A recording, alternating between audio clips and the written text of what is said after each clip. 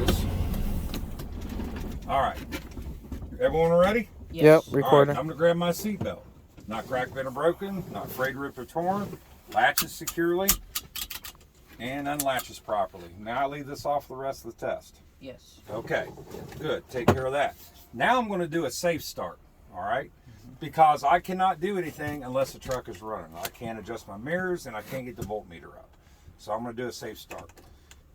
Parking brakes are set, yanked on them. Transmission's in neutral. Turn key. ABS light comes on and off. And that tells me the ABS is functioning properly. You have to say that. Turn the key. Good. Okay. If I don't have my voltmeter up, I'm going to go ahead and get that up. You go left or right, put it on the home icon. So you have alarm, audio, alerts, diesel, speed, and home. And then you see your voltmeter. After I get that done, I'm going to adjust my mirrors. Left mirror, right mirror. Okay, I got my table set up and I'm ready. All right, here we go. My side mirrors, not cracked, bent, or broken, securely mounted. The most important thing is they are adjusted for me. All right, I go up to the windshield. Securely mounted, not cracked, bent, or broken. No illegal stickers, and no obstructions. You have to say that, okay? Windshield wiper arms, windshield wiper blades. The arms are not cracked, bent, or broken, securely mounted. The blades are not cracked, bent, or broken, securely mounted, not frayed, not ripped, not torn, because we got rubber, right? From there, I come right here to my gauges, okay? And I call this my wall. I got my wall right here, okay? I have my oil pressure. I have my fuel, which is the white needle. I have my def, which is blue. I have more than 1/8 of a tank. I got my voltmeter. I got my primary and secondary here. And I have my water temperature. All my gauges are in the proper operating ranges. Did you get that? Yes. Yep. That's very important to say. Because you don't have to read anything off. You just got to say you got more than 1/8 of a tank in your def. Other than that, you don't read nothing off. But at the end, when you say all my gauges are in the proper operating ranges, you're saying everything is working properly, okay? Now I want you guys to think about something. I put my hand against here. See how I got my hand against here? I come right up on the side of the steering column, okay? What's the first thing you run into? Your turn signals, right? I do my turn signals. Left turn signal, right turn signal. I go ahead and do my 4-ways while I'm here. And then I always do my lights next because it reminds me of my turn signals, right? Yes. So I turn my lights on and you say, sir, my low beams are indicated by the green icon on the dash. My high beams are indicated by the blue on the dash. And it's hard to see, but it's there. You can see it right there. You push them up? Yeah, you push it down and up. You push down to turn them on and off, or you can pull up towards you to flash. Okay. And I forgot something. After you do the windshield wipers, make sure you do the spray. I was just about to ask you that. Yeah, I messed up. Dispersing. Disperse water, the windshield wipers properly, yada, yada, yada. And then you go to the gauges, okay? So, I got my turn signals, I got my headlights done, and I put my hand down here and I keep coming up. And I come up to here. I got my city horn, I got my air horn. Did you see how I haven't had to think at all? Mm-hmm. Then the only thing I got left that's out of my realm is my heater. Full right on fan, full right on heat, and you do floor and defrost. See that? Mm-hmm. You got to fill up here. Yep, we got it. Yep, we got it. Good. I got to turn this back to cool or D's going to get yelling at me or mad at me. Okay, so we got that done. So any questions about that? So, seatbelt, safe start, turn, ABS light comes on and off, start the truck, windshield, wipers, the spray on the windshield, wall, gauges, left to right, don't miss anything. You don't want to keep coming back. Hand on the side of here, you come up, you run into your turn signal. Left, right, 4 ways, lights, you keep coming up, You run into the steering wheel. Horn, city, air, boom. And you're done. You don't have to think. Not a tug test? That's it for the InCab. Not yet. We still have the, yeah, that's the InCab, but we still have the tug controls. test and the service brake test. Okay. Okay, the tug test, what I'm going to do is, sir, what I'm going to do is I'm going to release my tractor brake to test my trailer. And then I'm going to release my trailer brake to test my tractor. All right?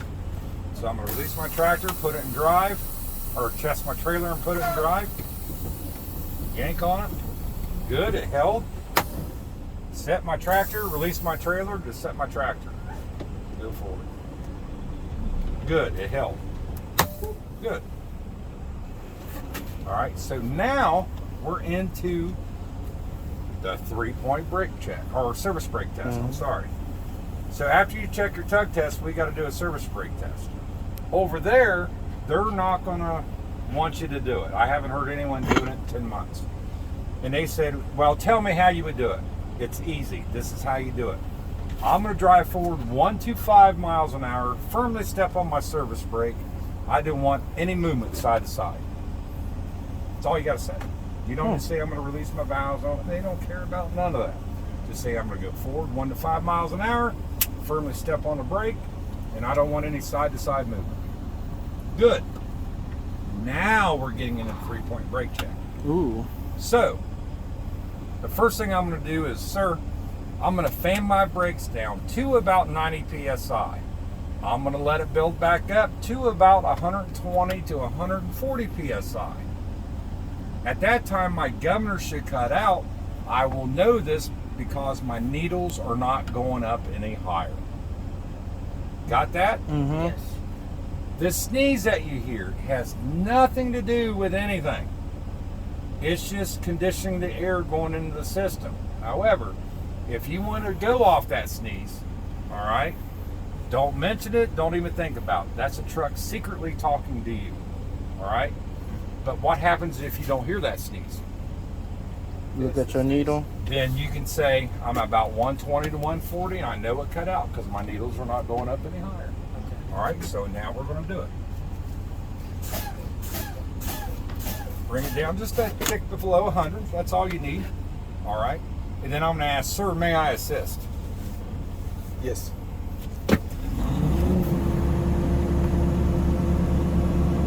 Now, why is it when I give it more gas, the air compressor works faster? Oh. How is that air compressor driven? No. Gear driven. Oh, it's a And gear Did you driven. just say belt? I Did you just say You got a belt? Gear driven. You got a Gear belt? driven, and that's why you have to press on the or on the gas so that way It's it depending can, on the RPMs and how much air is Yes. putting in. All right. Now you So know what? I'm sitting You there, just we did that. heard It didn't truck stop. secretly talking to me. But you Gotta also know stop. by looking at your gauges, you're about Yeah. 125, okay? So you say, sir, I'm back up to about 120 to 140. My governor cut out because my needles are not going up any higher. That is the only way you know that cut out. All right, great. Now, the next step is the hardest one, because remember, you have to explain it, Mm-hmm. you have to do it, and then you have to confirm the results on everything, right? Yes. So this is how we explain it. Sir, the next step I'm going to do is I'm going to shut the truck off, turn it to accessory. I'm going to release both my air valves, let them equalize. I'm going to push and hold on my service brake. I should not lose more than 4 psi in 1 minute on a combination vehicle with air brakes. Everyone got that? Yep. Okay. Over there, as soon as you release your valves, he's going to say equalize, go. So as soon as I hit these valves, I need someone to say equalize, go, and that's how they're going to do it All over right. there. Okay. All right?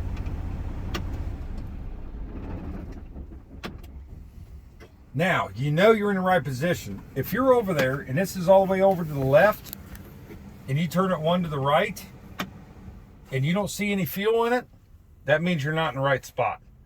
You turn it again, and then your fuel gauge comes alive. You know you're in the right spot. Okay? Okay. So I'm going to release my air valve. Equalize, go. All All right. 1001, 1002, 1003, 1004. Say Oh. that's 1 minute. That's 1 minute. All right. You let off and put your foot back on the floor. And you look at that gauge, and I don't care what that gauge says. You're looking at it. You say, sir, for 1 minute, I did not lose more than 4 psi on a combination vehicle with air brakes. Done. Okay. The next step we're going to do is we're going to fan the brakes down to about 55 psi. I should get a visual and a sound warning. Simple enough, ain't it? Then you look, I don't care what that gauge says. You look right You there. look down and you say, sir, at about 55 psi, I did get a visual and I did get a sound warning. So the next step we have to do is, sir, I'm going to fan my brakes down to about 20 to 45 psi. At that time, both my air valves should pop out.